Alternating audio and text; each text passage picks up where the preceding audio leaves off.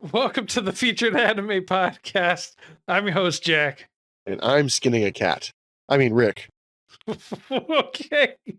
And today we're talking about season 2 of FLCL, better known as Fulikuli or Furikuri, or if you go by the definitions that we found in Urban Dictionary, the very reputable source that it is, basically the fondling of or groping of girls' breasts or butts or whatever the hell else you want to mean, because that's also a definition too.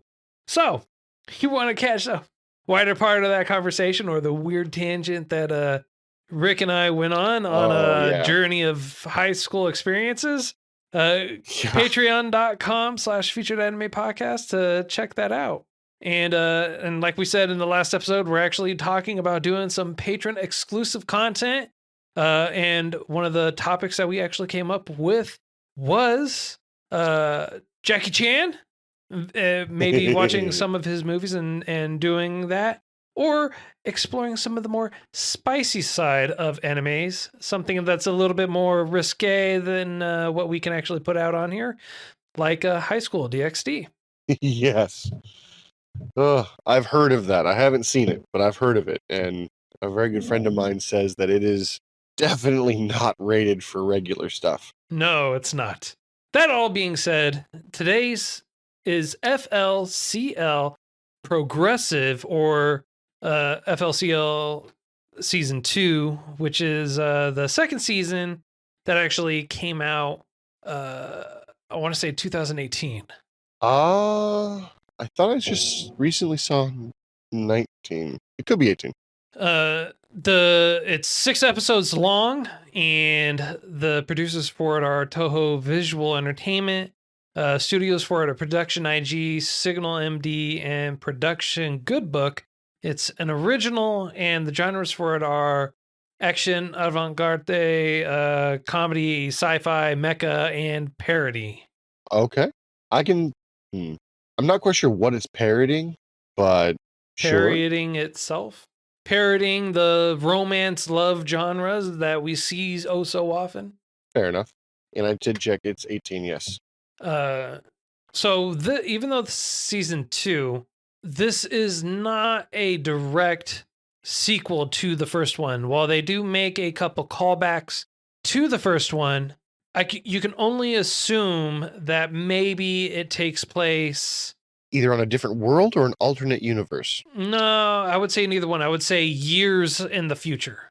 It did feel older, or it did feel in the future. I thought maybe it was a different world. And the reason why I say that is because, one, you still have Canty, the TV head box. Yeah. But everyone's still there, but they have like Twitter and the actual cell phones and things like that. So, time has significantly progressed in between now and then. Okay, that makes sense. And they do make calls to current cultural references as well in it. As like what? So Gororu, he pretends like he has a girlfriend, and he's got to rent a girlfriend for it too, to quote unquote show off. And yeah, whoever thought that up was genius, because the rent a girlfriend becomes pivotal later on. Yes. And they kind of show her a couple other times throughout as well. So it's not just that one time that you see her. But what's interesting is they still kind of maintain the chant and mantra of Fulikuli or Furikuri, where it does still, like in this one, basically means whatever you want it to mean, and that there's no real solid definition for it. What is different, though, is that you now have 2 aliens, from what I'm assuming, on the same thing. And are they aliens, though? Yeah, it's referenced several times in the first one and this one that they're aliens. I guess my question would be, are they terrestrial aliens, or were like outer space aliens? Outer space aliens. They're they are from outer space. They're not from this world. That is stated. Yeah. No, I just assumed, probably wrongly, that they were just from a different area, and interstellar space travel hadn't been a thing yet. They just had satellites, you know? But that would make sense because the big irons have to come from somewhere. And they did mention that that's what the irons do. They go to different planets and smooth it out so they don't think differently. So I retract because that I basically just talked myself out of my own argument. There you go. So that's the only difference too is that there's a second one that's introduced. They do light callbacks to the first one, but instead of it being just one person now that's having something grow out of their head and having that be a main pivotal focal point where it just keeps getting bigger and bigger and bigger what's growing out of the head, it's more so, I feel like in this one's a more solid focus on the journey of growth and understanding. Yes. Sorry, I had to pause and think about that for a second. It's possible there's growth and understanding, but I don't know. It still left me. So it still left me not really getting what. Well, one, what "fooly cooly" means, You're and not meant two, to know. You're not meant to know. and two, it makes me wonder who the person they're trying to find or capture is. You know? Well, from what I remember, the first person that they're trying to capture is like known as like the Pirate King. Yeah. They're In basic. season one, they only call him the Pirate King. In season two, they call him by a different name, but it's the same person, and Yeah, it looks like a phoenix kind of thing, an impervious to damage phoenix. yeah. Well, kind of. I mean, it's a being that is all powerful that Haruhara is infatuated with and wants badly. See, what I think has happened is she actually did have him at one point in time, or felt like she did, and he ditched her because she was just weighing him down. It's kind of what I felt like because Probably, both of but the aliens were kind of like that. And the one chick's like, I'm you and you're me because we both want the same person. If we just teamed up and Haru, that's her name? Haru, you can call her Haruko. I mean, Haruko. that's also her name. Her name is Okay. Haruko Haruhara. But what I will say is, I feel like she's more hell bent on having control and Yeah, um, 100%. capturing rather than anything else. And she's not used to not getting her way because she's uber strong and can guitar and basically can hit you with a guitar to get her way, or hit you with her Vespa and get to get her way. Um, Well, here's the thing. I think what plays a part of her power is the guitar, and they lightly reference this in the first season as well. Uh, the reason why also think that is because they show the guitar that she wanted, and she knew that it was there somewhere because she could feel the power from it. But what's interesting, did you notice that uh, the guitar that she had at the end of season one was not the same guitar that she had in season two? 100%. I mean, what happened to it? She had a double neck guitar that was basically in combination of two that were combined two that Bigger and just, better things, or she lost it. I'm going to say she lost it. Yeah. Either that or it just, while it was, sorry, while it was usable by her, it was not hers. So it did not give her enough power. Because she mentioned when another character was trying to hit her with a guitar and like hits her once or twice, she goes, that's not yours. You can't use it the right way. If you get your own, you might be able to do some damage. But with this one, it's not yours. It doesn't recognize you. You're not going to do anything. It's just going to be super heavy for you. And it's going to be like you're Right. hitting me with a stick, essentially. Well, I mean, his heart wasn't in it anyways because he, I don't know, probably loved her at the same time. Makes sense. What I thought was really interesting too was at the beginning of each episode was basically a different dream for her, a different variation of reality of what could happen. What I'm assuming anyways, what could happen, or some variation of it should medical Should the irons of the world actually get utilized and do what they're supposed to do? See, I thought the medical, mechanical, whatever it was her headset. No, that it's the same company that they were referring to before, and it has to deal with those Oh, irons that are all over the place. I gotcha. Which brings brings up a point. We do see that there are multiple irons around the Earth because they go to a completely different spot, and there's another iron there too. Yeah. It makes me kind of curious. Like, are they plants that are just extracting the nutrients from Earth to power themselves for long enough to do what they need to do? Or are they just sitting and waiting for those hands to show up? Or like what else? Well, if you're watching the first episode, I'm assuming they're just waiting for the hands to show up to use them because that's what was happening is hands were using them to iron out in the very beginning of the first episode. Yeah. So that's my understanding of what I'm getting from it, but whether or not that's actually going to happen is another story entirely. What the headphones were actually doing was they were suppressing, I guess, Hiromi's power, which is our main female protagonist aside from the two aliens. Well, what was her power anyway? Just to become a female version of the Pirate King or possibly a No, descendant? I would assume that she is not a female version of the Pirate King, but someone that can actually fight and destroy those irons. I mean, That's what I'm getting from it. I don't know. I mean, this is all from the first episode. So oh, this is all from the first episode that yeah, I'm but in deriving this from. I mean, in the first few episodes, you also understand that she wants to get torn apart and eaten and basically split down the middle because it feels good, apparently.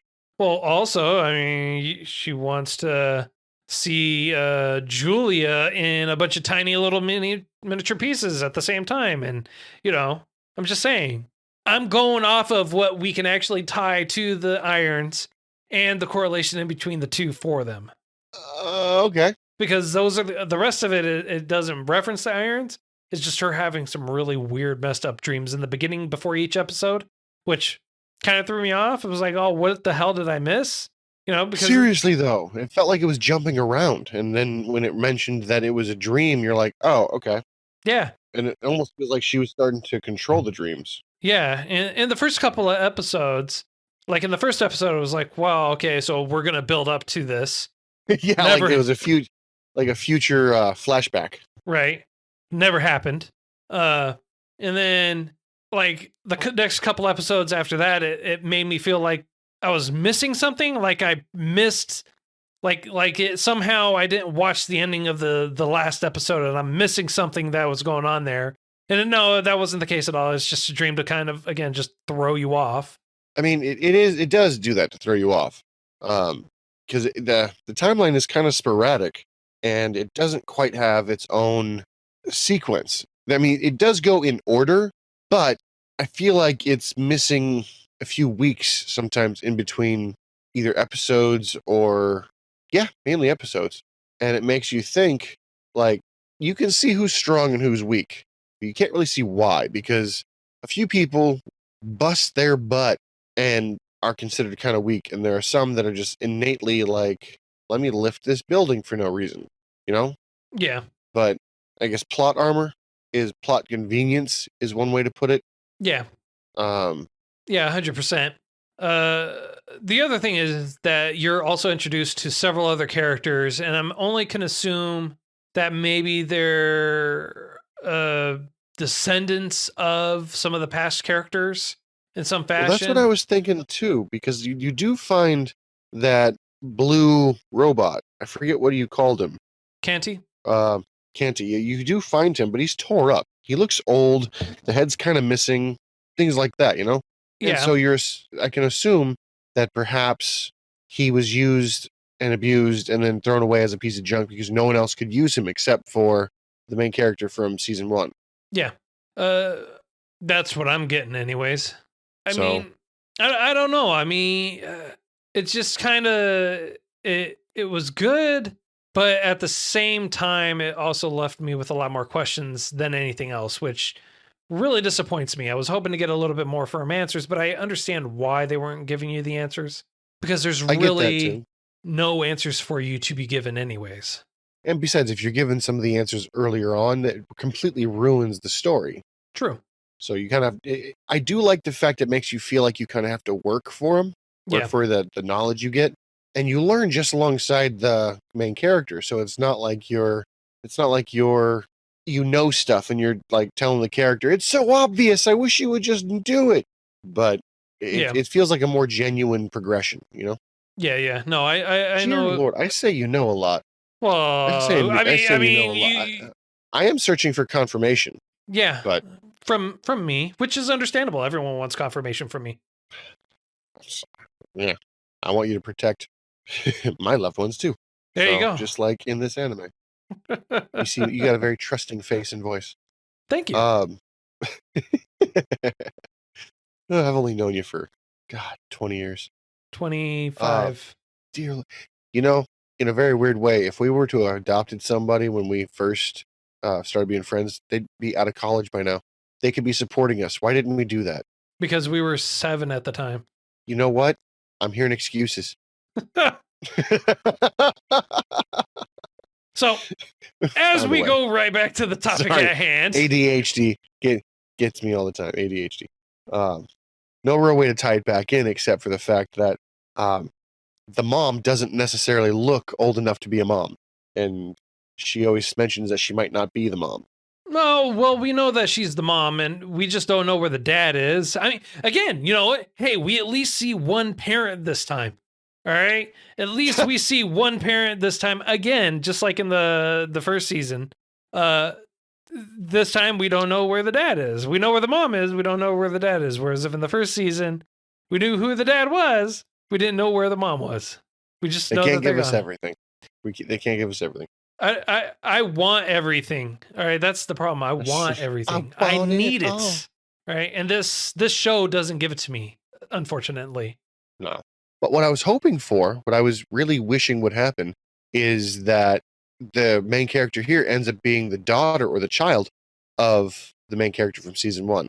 Like he grew up, he learned a little bit, which is why that she got those protections, the headset, whatnot. Maybe. Um, I I was mean, hoping that that's what happened. But if that's the case, then that means the dad probably died. Because I don't want to think that our main character from last season would be a deadbeat dad. I mean, it is a possibility. He could be a deadbeat. So there is that possibility, but again, we don't know. Like you were just saying, we don't know who the dad is, and we can only go off of assumptions of who it is. I'm just kind of wondering like why they would even try and go that route though, if that were the case. They do make like we were talking about before, they do make the references to the other characters or at least to past people. For all we know, one of the old guys that we saw here could be him, and it's just that amount of time that had gone by, and he's an old man now. Yeah. He could be the old guy going around saying, "Oh, you got the bone structure of a champion. You got the wrists of a champion." You know, I was not thinking when he was telling all the pretty ladies they could go pro. I was not thinking about fighting. I was like, this dirty old man. They can go pro in what, I wonder? I mean, and if that's the case, if that's your demographic, what you're looking for, then you're not looking really in good spots because the slums, nobody's a champion there. But he was even saying it to boys. So why would you assume that? It wasn't just girls he was saying it to. He was saying it to boys. True. True. I mean, I don't remember that vividly. I just remember him saying it to her. I remember it because he talked to Marco. He goes, "Oh, your parents Oh, are you're Latin. yeah, you're Yeah, okay, Latin." never mind. You're right. You're right. He does say it to one other person. Yep. So it's not specific to female. He says it says it to everyone. You want to go pro? I got a camera. We can make this happen. Not the creepiest thing said all show, surprisingly. Thankfully, it's for small favors. Yeah. So, did it get confusing for you at the end? It was Not the end, but confusing. like the last two chapters. it was confusing through the whole thing. I mean, I meant the like genuinely, where you're beginning not. where I'm not wondering what I'm watching and why am I watching this and at what point did this make that transition? Yeah. I was like that in episode 1. Like, where am I? How far in the future am I? What happened to Okay the then. original characters? What's going on? Why is Hiromi wearing those headphones? And then it got to a point, what, like episode 4, episode 5, where they drilled into her head. And my first Yeah. response wasn't, "Oh, that's interesting." My response was, "Why isn't she dead?" It obviously didn't go in far enough to kill her, silly. Just far enough to alter who she is, what she remembers, how she acts. You know, minor stuff. It was whatever. I don't know. Horrific. It was an interesting show. I'll give it that. It was still, I want to say, kind of a not. I don't want to say a reflection of season 1 because it wasn't that, but at the same time, it was on a journey of maturity. So that way, you're coming out of your adolescence, trying to come into your own, figure out things on your own, trying to be your own person at the exact same time, which was kind of like how it was in season 1. Well, in season one, they were much more straightforward. Here, I don't know. Like, I'm glad you took that away from it, but I didn't. It didn't feel like a growing anime, if that makes sense. It felt more like a very confusing shonen. A lot of fighting, a lot of mechs, and they were doing weird stuff that it made no sense. The car transformed into a mech, and for some reason was able to throw bullets and missiles out of nowhere and not lose any of its own mass. I'm sorry. Hang on. Let me get this straight. Are you trying to look for reality in a Out of a show flying Gundam car. about a flying Gundam car where there are giant irons hanging around that spew out smoke, where people Steam, have technically. white smoke that looks like steam, where people grow things out of their heads and have robots pop out of them? I mean, like, are we talking about that kind of show where you're just like, oh, your first thought is, that car is not losing any mass. That's not realistic. Never mind the alien or the fact that Haruko was having the students watch porn in episode 1. You don't know. From the noises, I'm pretty sure that's what they were watching. It was censored. It would be, you don't know. It could have been so it could have been like this. I was sent a cat video, legitimate cat video. The owner comes over, pets the cat, and all of a sudden loud moaning comes out of it. So it could have been that. It could have been trying to shock You value. and It could have I, look, been, look. You and I both know that's not what was going on there. You and I both know. we can't rule out that it wasn't a you laugh, you lose episode. Sure, we can. It could have been We trying to can make her rule it laugh. out Some kind of because it's Haruko. You and I both know that that's exactly what was going on. yeah. All right. Weird class. Very Weird class. It's all right though. It's okay. So All right. On a scale of up to 10, sir, because I think this is a great spot. How would you very rate good this? flow. I agree. Do you remember what I rated the other one? You rated it a 5. Yeah, that's what I thought. This one's better. The animation style's spot on. It does get a bit laggy at times. However, it's intentional and it looks good the way that they did it. Everything that is gritty is supposed to be. It gives you a type of feeling. I didn't really hear any music that often, so I can't really remark too much on that, other than the fact that it was available sometimes. Uh, Story, it was a little bit incoherent at times, but at the beginning and the end, it makes sense. And I would say overall, it did better. So I'm gonna give it a 7 because I would recommend people watching this one over season 1 because specifically because you don't need to watch one than the other. I would tell them to skip season 1 and just go to season 2. Ooh. See, you and I are total opposites on this. I actually am going lower on this one. I'm going 6. Not as low. Really? Yeah. Okay. But I'm going How come? because it was just didn't really have a solid flow for me. The beginning just felt like it was there, served no real purpose other than just to throw you off from the story. Okay. the flow wasn't quite as good. Some of the things that just that happened there didn't make me feel like this was a true succession or true follow up to the first one. But I don't think it was ever intended to be. Yeah, but you were still left with a lot more questions than what we had at the end of season 1. True. Very true. So I can only hope that we will get some kind of resolution or redemption in season 3, because that's going to be my choice. I figured.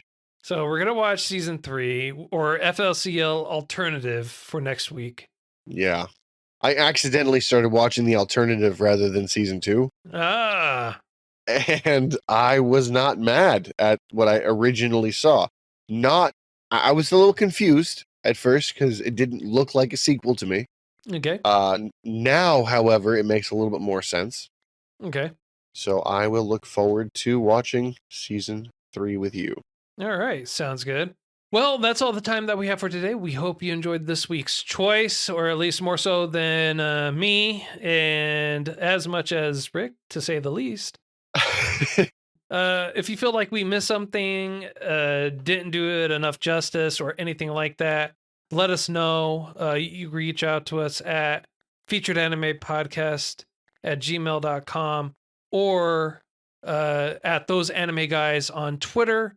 Join us in our Discord. We're always hanging out and talking in there. Be happy to talk to you and everything else that we have going on. And until next time, I'm Jack.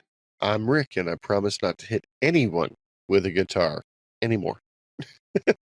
We'll see you next time.